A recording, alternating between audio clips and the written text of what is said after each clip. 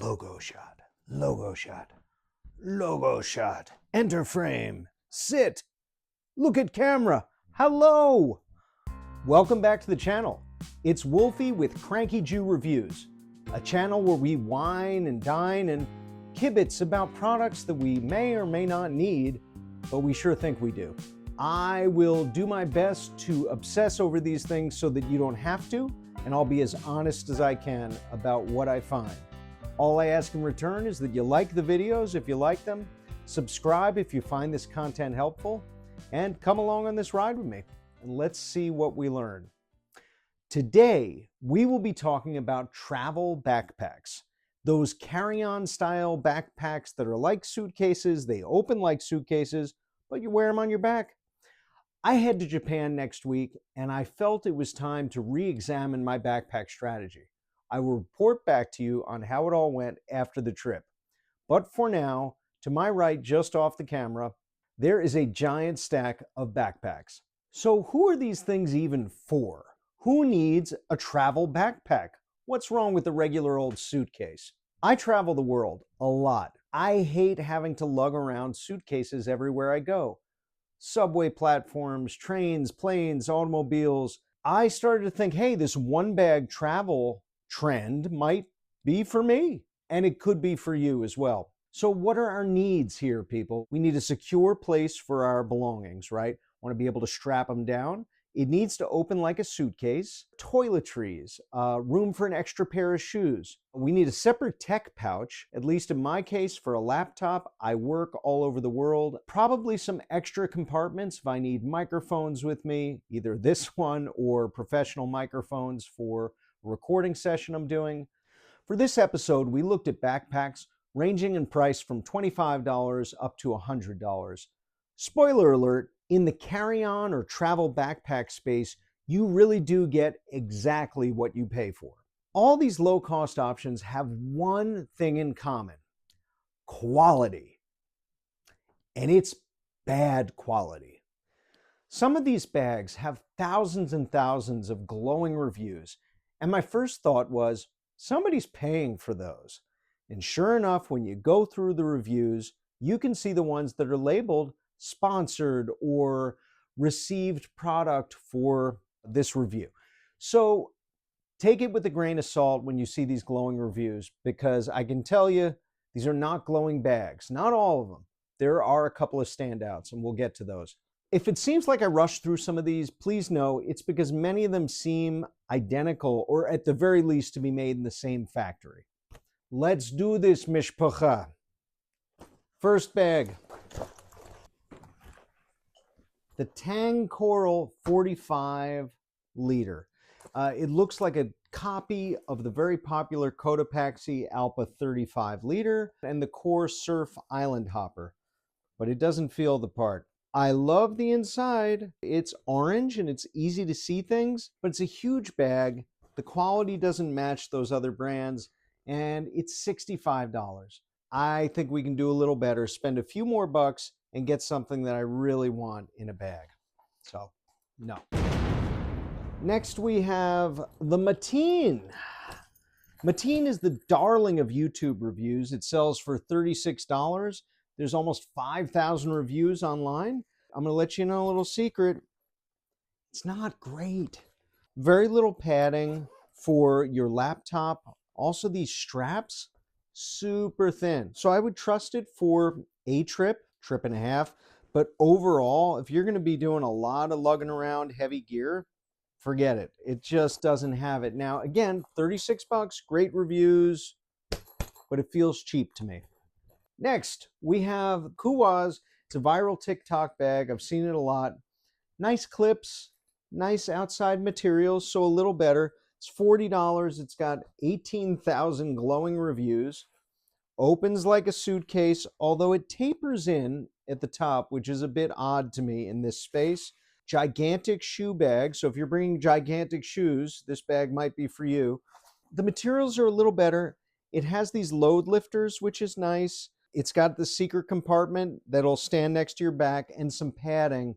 For $40-ish, I think we can do better, and we will. and something on this list is going to be 75 and going to knock your socks off. So we'll get there. This also has this feature, a lot of people are doing this. You plug in a USB to your phone and charge it. That requires you to install your own little battery bank in there. It's not a terrible feature, just a bit gimmicky. And I notice most of them are USB-A instead of the new USB-C. It's not ideal right now in the market. I'm sure next year's models will all be USB-C. Putting this down, not keeping it. Next, we have the V-Cave, or as I like to say, the Cave, because it sounds classier. $38, 2,600 great reviews. This looks the same. It tapers the same. Looks like the same shoe compartment. Looks like the same materials outside. And hey, it probably comes from the same place and is made on the same day. It's okay, not great, a little better than some of the other ones, like these little rivets that are put in here that seem to hold things together, but I wouldn't trust it in the long haul. And for my money, I'd rather spend a little more and get a lot more. The asinine, that's not what it's called, but I just have a hard time saying asenlin. Who knows? I don't know who names these things. Someone in a factory very far away. This is among the worst of the bunch. It doesn't look anything like the picture on Amazon. This reminds me of, hey, my parents didn't want to spend money on a good backpack and sent me to second grade with this, and I got my ass kicked. You want to get bullied, you're going to love it. Everything is a little bit of a compromise here. Even the zippers, they don't even stay open or closed. Not crazy about this bag. Very flimsy stuff on the back. It has these hideaways, and it has one of the worst features, these little clips. These clips are supposed to hold these straps on. These are plasticky and feel like they're about to break. I'm really getting cranky here. Here's one that I'm not super cranky about. This is the Vancro pack. I'm going to open it and tell me what you see. That's right. It looks like a suitcase. This one struck me more like a suitcase than any of the others. It looks like a suitcase. It has nice height like a suitcase. Where it falls apart is in other areas, but this one I think is $27. It has 6,000 reviews. And honestly, you could do a lot worse, as I'm showing you guys. I actually think this is tough to beat for 27 bucks. One part where it really fails, there's no real tech compartment to speak of, so you don't really get any padding or anything like that. But if you want just a carry-on suitcase that comfortably goes on your back, 27 bucks, Vancro pack, not bad. Okay, now we're back into this material again. This is the Wanhawks. I've seen a lot of things about this, but wait, there's that port again. And it's the same material and the same tag from the same Chinese factory.